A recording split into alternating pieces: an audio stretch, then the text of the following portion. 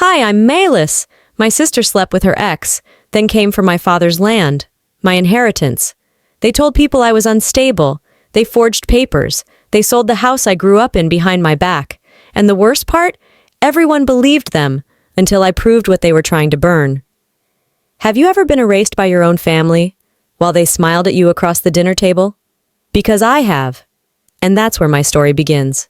The air was thick the moment I stepped into the church hall, heavier than the humidity that wrapped around Wichita Falls this time of year. It was supposed to be a memorial, a celebration of my father's life. Instead, I stood at the edge of the room like an uninvited guest at someone else's gathering. My heels clicked too loud on the old linoleum floor, and I felt every set of eyes that avoided meeting mine. The decorations were modest. Folding chairs, framed photographs of my father smiling beside Vera, and the large floral banner that read, "To a life well lived." I moved slowly past the pews, nodding at people who used to call me family. Some gave tight-lipped smiles. Most didn't acknowledge me at all. I wasn't surprised, just tired. 5 years since his passing, and still, the shadow Vera cast swallowed the room. She stood near the altar, laughing softly with one of Dad's old co-workers. Her dress was sleek, funereal black with a pin of our family crest polished to a glare. As she caught sight of me, her smile didn't falter. But it didn't reach her eyes either. Just like old times. I found a seat near the back, alone. No one asked me to move closer. The rows in front were filled with Vera's friends, her allies, the ones who'd benefited from her side of the story. It wasn't that I didn't belong, it was that they decided I didn't matter. The minister began with a few short words, reading passages from Psalms, talking about legacy and community. I waited for my cue, some mention of the years I spent at his bedside, the decisions I had to make, the funeral I organized when no one else wanted to touch the paperwork. But when Vera stepped up to the microphone, script in hand, I knew I wouldn't hear it.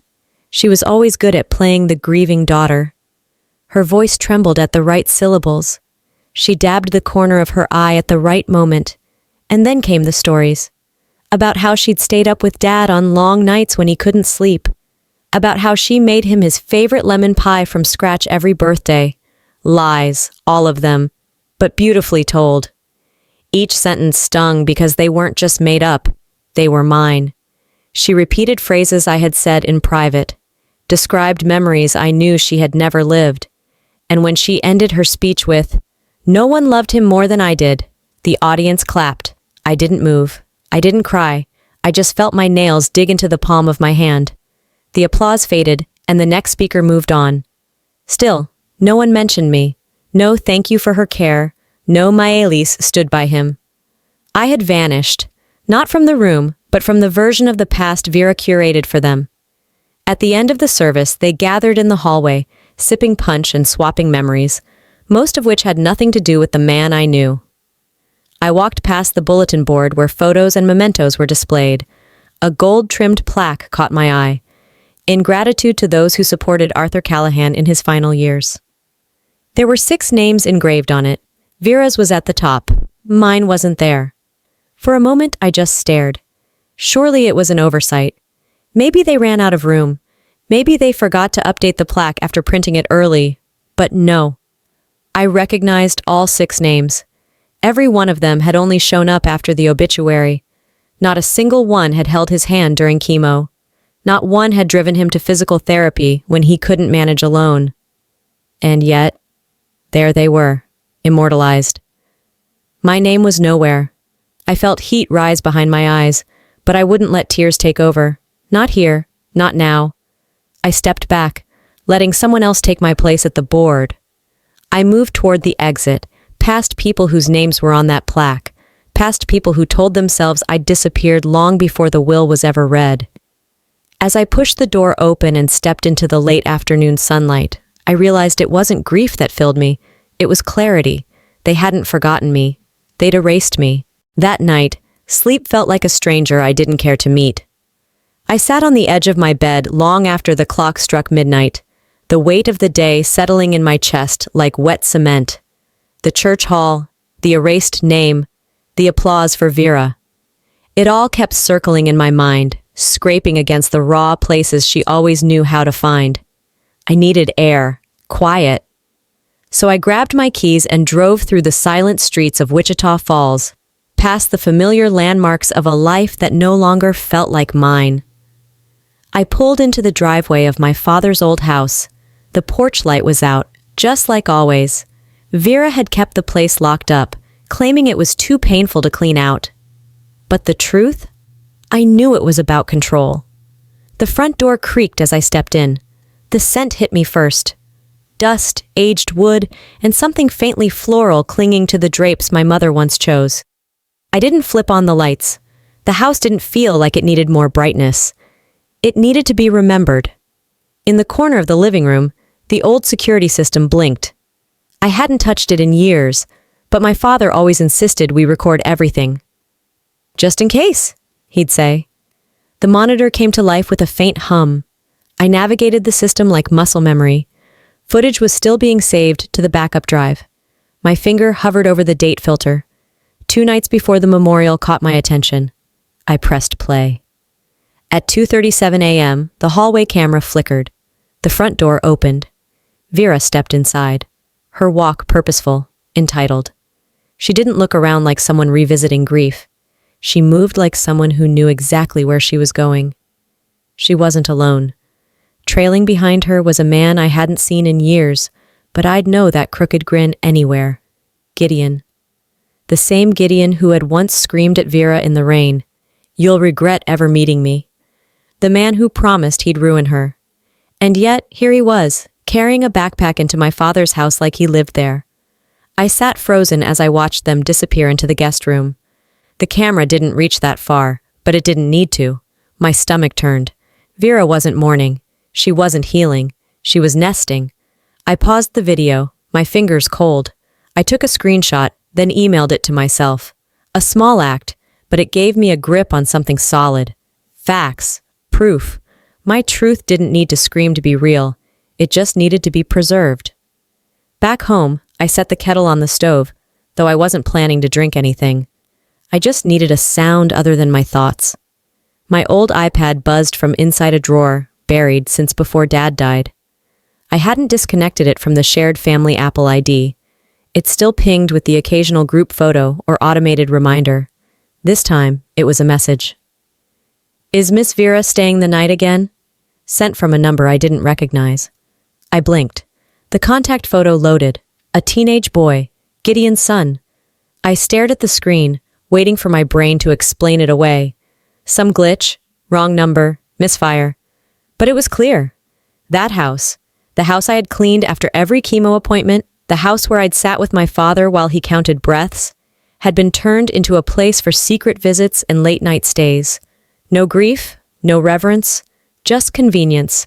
She didn't just lie. She desecrated what little sacred ground we had left. I didn't reply to the message.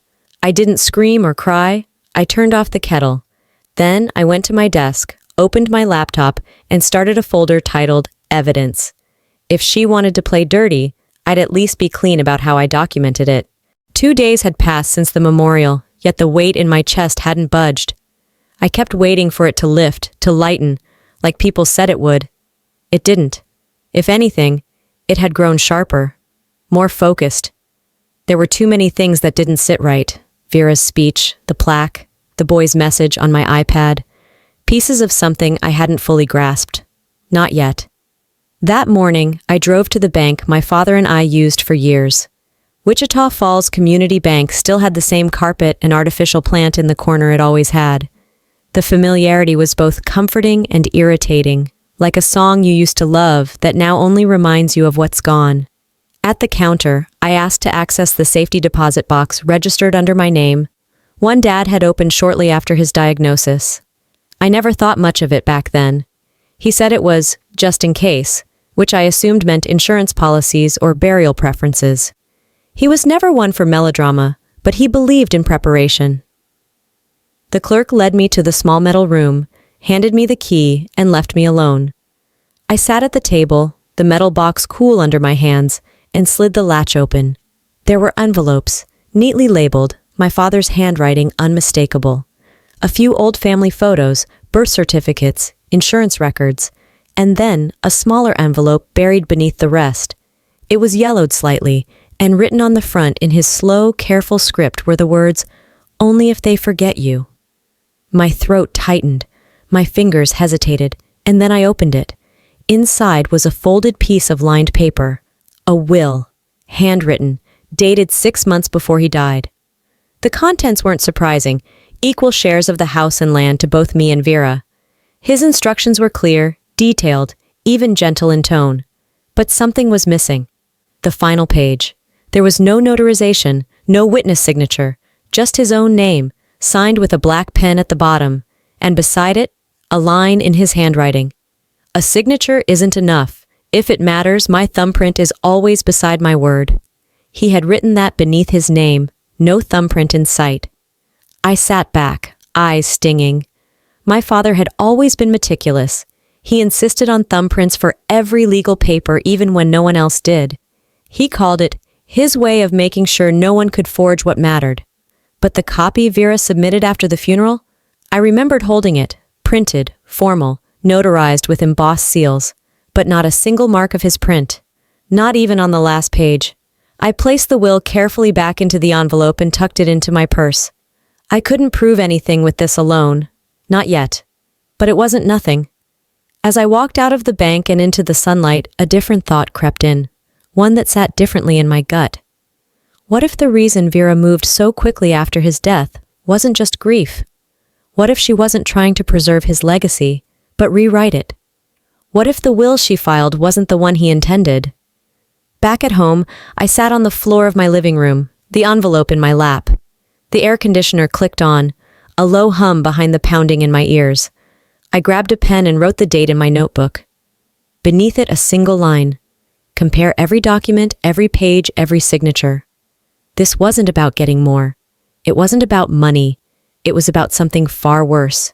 If the truth had been altered, erased, replaced, then maybe I hadn't just lost my father. Maybe I had been mourning the wrong loss all this time. 3 days after finding the handwritten will, I stepped into the local records office with my jaw set and fingers curled tightly around a notepad. I hadn't told anyone I was coming. Not Vera, not her lawyer, not even the family friend who still sent me the occasional prayer emoji. I didn't want opinions. I wanted answers. The woman at the front desk recognized me immediately. Her smile was forced, her tone polite to a fault. I asked for a certified copy of the will filed under my father's name. After a moment's pause, likely weighing her personal loyalty against her professional obligation, she led me to a desk and slid the folder across the surface. I opened it slowly. The pages were thick, almost glossy, the kind of weighty paper people use to make something look more official than it is. The will was neatly typed, every clause precisely structured. On the surface, it looked legitimate, too legitimate. I pulled out my father's handwritten draft from my purse and laid it beside the filed version. I scanned both, line by line. The division of assets was almost identical, but the tone, that was where the cracks began to show. The language in the filed will was sterile, legalistic, nothing like the warmth and clarity of the handwritten one.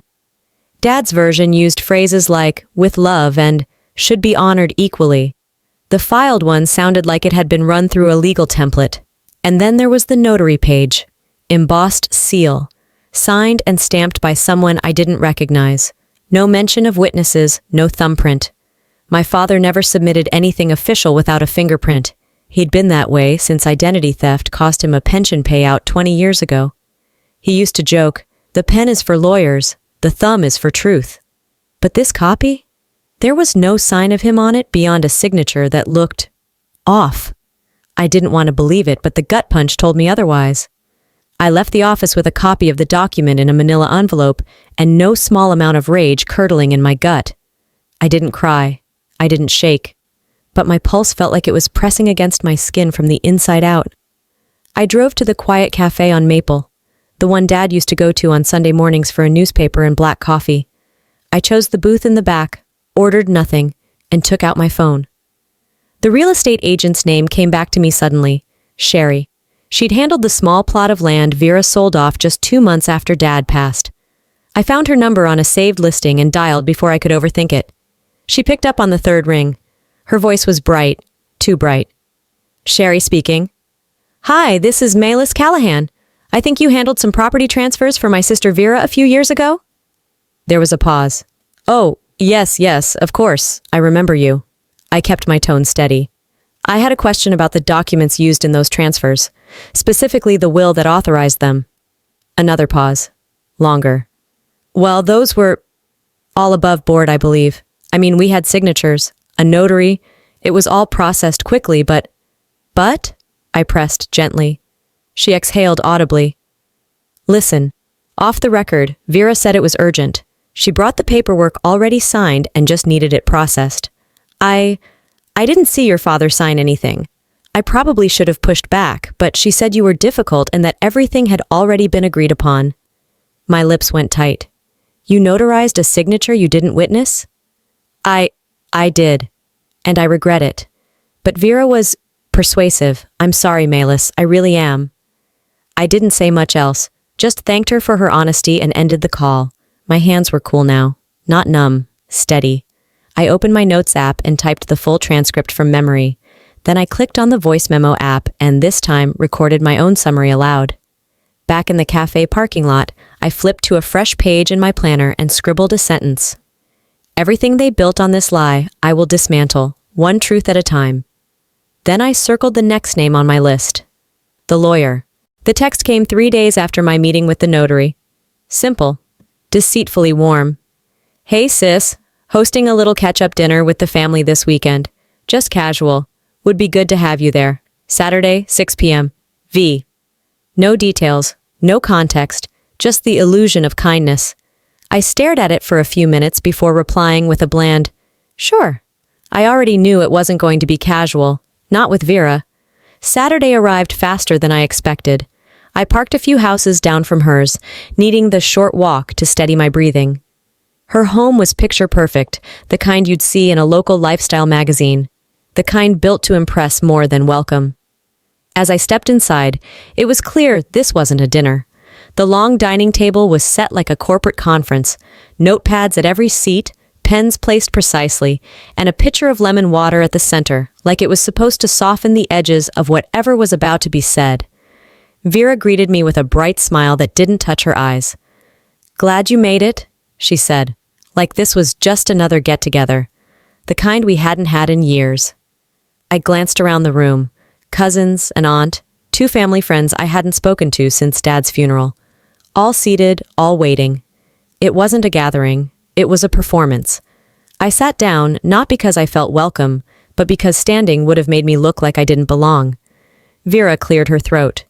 So, we all know things have been a bit tense lately. I thought it might help to come together and just clear the air. I waited.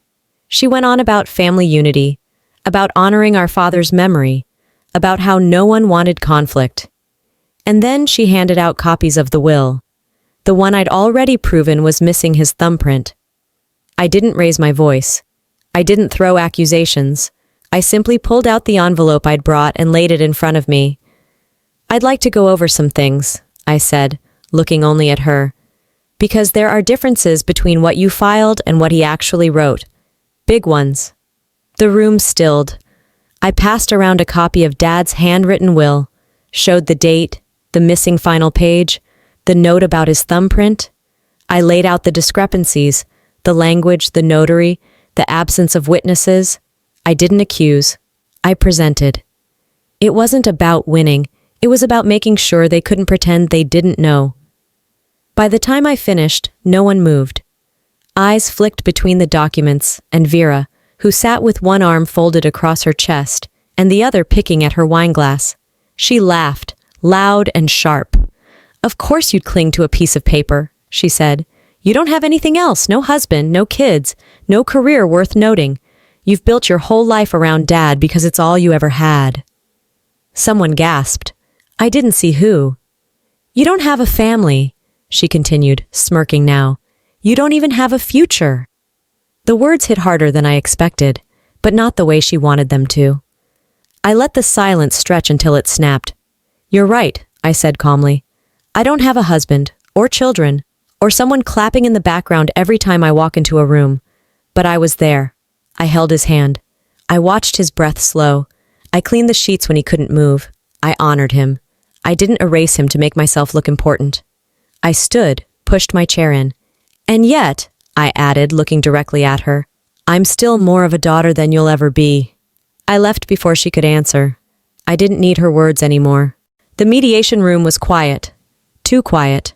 A sterile kind of quiet. The kind that pretended to be neutral, but hummed with judgment beneath every chair leg and paper shuffle.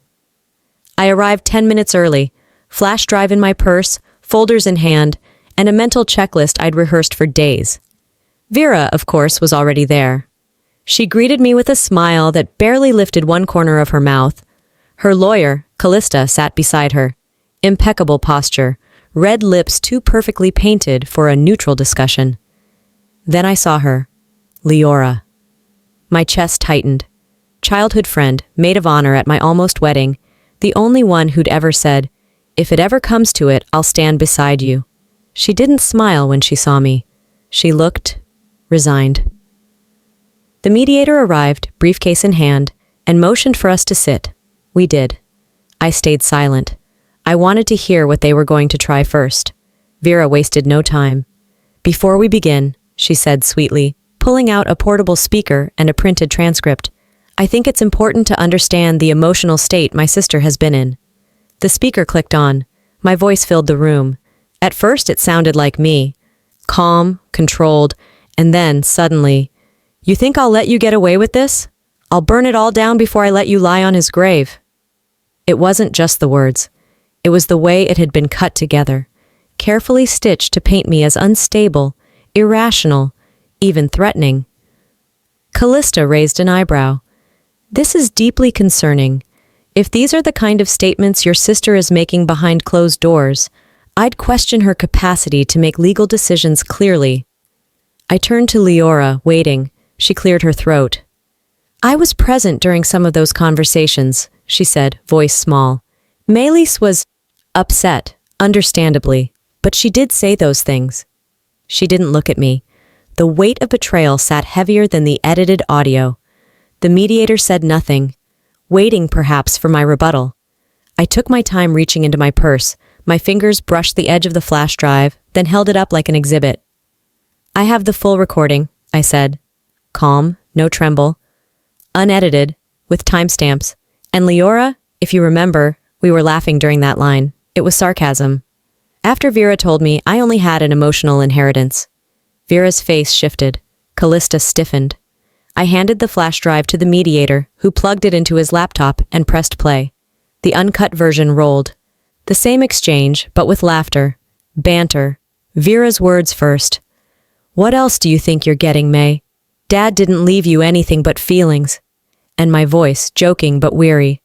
I'll burn it all down before I let you lie on his grave. When the recording ended, no one said anything. I looked at Leora. Not with anger, with disappointment. You weren't bought, I said quietly. You were afraid. But don't worry, I'm not. The mediator cleared his throat and said something about scheduling follow-up evaluations. Callista started gathering papers. Vera stared ahead, unmoving. I didn't stay to shake hands. I didn't offer final words. I'd said enough. By the time the sun pushed through the blinds the morning after mediation, I had already packed my satchel, pulled up the county assessor's website, and circled a parcel ID that didn't look right. The lot sat just south of our family land, technically still under shared inheritance, but something about the recent tax entries didn't add up. At the property records office, the clerk looked surprised when I handed him the form. You sure this is the right parcel? He asked. It was transferred almost 6 months ago. Transferred? He turned his screen toward me. The file showed a sale, finalized, recorded, and signed off on. The buyer's name was a vague LLC, Haven Development Group. A little digging while he made copies confirmed what I already feared. That company didn't exist in any meaningful way, except on paper. A holding shell, owned by Gideon. Of course it was. Vera hadn't just pushed a fake will into motion, she'd already cashed in. And not even for herself, for him. The man who once promised he'd destroy her life had now apparently taken root in it, And in doing so, he'd planted himself right in the soil our father raised cattle on for decades. The check, the sale, the records, it was all legal, technically, which only made it worse. Somewhere between the grief and the documents, Vera had carved off a piece of our father's legacy and sold it for God knows what. I left the office with printed copies tucked beneath my arm and rage brewing in my chest. The morning wasn't over yet, and I wasn't done. Wichita Falls Farmers Market was already in full swing by the time I got there. I thought maybe I'd just walk through, breathe for a second, feel grounded. Instead, I was met with stares. Too many of them. An older woman from church nodded politely, then turned to whisper to the woman next to her. A former co-worker of Dad's gave me a smile that was all pity and no warmth, and then I heard it. She hasn't been the same since the funeral, talking to herself, showing up places like she's looking for ghosts. Someone behind me muttered, "They say she's not well. She lost her grip after her dad died." I froze. Vera had done this too. First, she took the land. Now she was taking my credibility, one rumor at a time. I turned sharply, walking past the booths until I reached my car. I didn't stop until I was back in my living room, heart pounding, skin cold. I didn't cry. Instead, I went to my father's old desk and pulled out the box of things I'd kept since he passed. Letters, notes, scribbled quotes he used to write on sticky pads. One fell out onto the floor.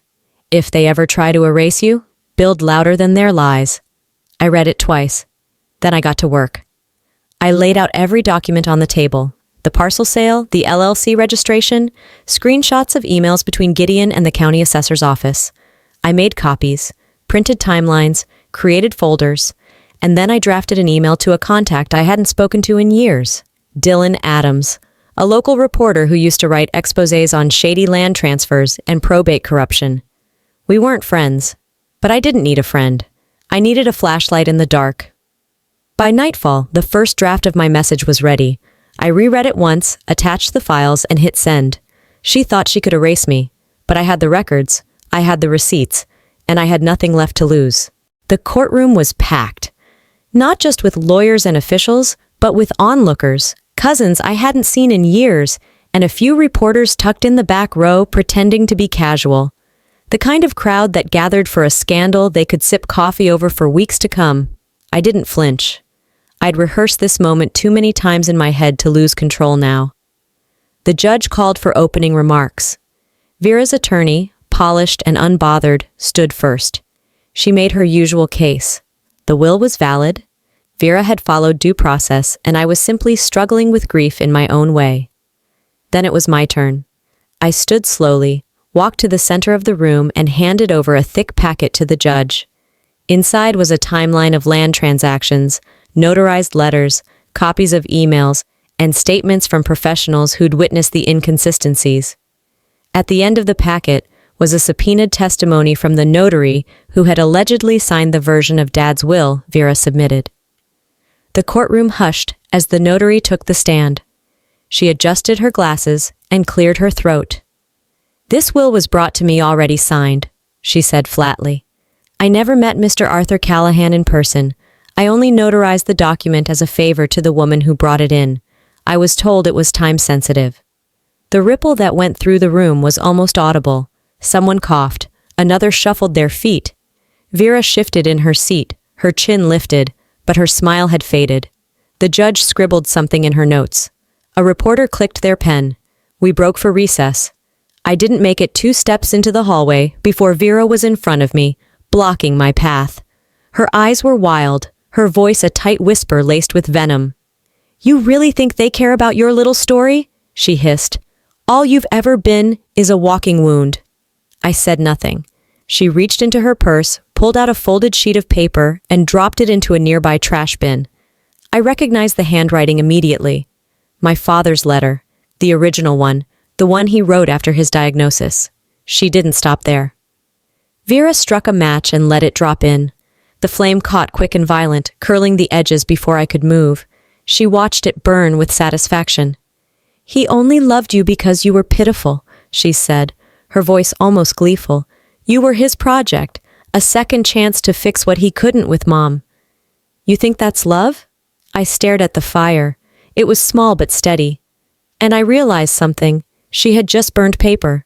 But I had already sent the letter. I pulled out my phone, tapped a button, and said, loud enough for her to hear, "Email confirmed." Then I walked back inside. The second half of the session began with a quiet tension that made every chair squeak louder than it should have. I handed the judge a printed email log. At the same time, the courtroom screen blinked on. There, for everyone to see, was the scanned letter my father had written. It began like any letter to a daughter might, filled with warmth and reflection. But it ended with a sentence that no one could argue with, no matter how much they wanted to.